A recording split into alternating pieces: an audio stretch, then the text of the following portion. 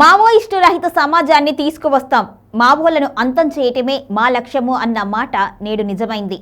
కేంద్ర ప్రభుత్వం రూపొందించిన ఆపరేషన్ కాగార్ దెబ్బకు మావోయిస్టులు దిగొచ్చారు అంటే అవును అనే సమాధానాలే వినిపిస్తున్నాయి. ఒకప్పుడు మావోలకు సమాజంలో మంచి ఆదరణ ఉండేది. అందుకు కారణం పేద మధ్యతరగతి ప్రజల కష్టాలను తీర్చడంలో వారే ముందుండేవారు. మౌలిక వసతులు, కనీస సదుపాయాలు లేక తీవ్ర ఇబ్బందులు పడుతున్న తరుణంలో మావోయిస్టు పార్టీలు పుట్టుకువచ్చాయి. రాజకీయాన్ని అడ్డం పెట్టుకుని ప్రజలను అణిచివేయాలి అని చూసేవారికి మావోయిస్టులు చుక్కలు చూపించేవారు.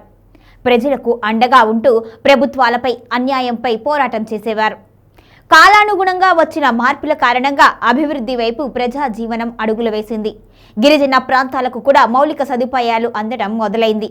రాచరికం, జమీందారీ వ్యవస్థ పూర్తిగా అంతరించిపోయాయి. దీంతో పేదవారు, గిరిజనులు ఆదరణ మావోలకు పూర్తిగా తగ్గిపోయింది.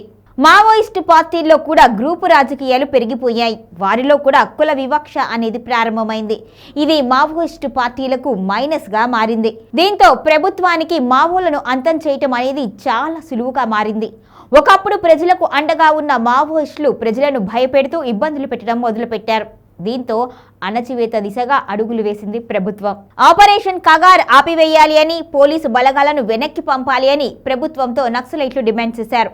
అప్పుడే తాము శాంతి చర్చలకు అంగీకరిస్తాము అన్నారు.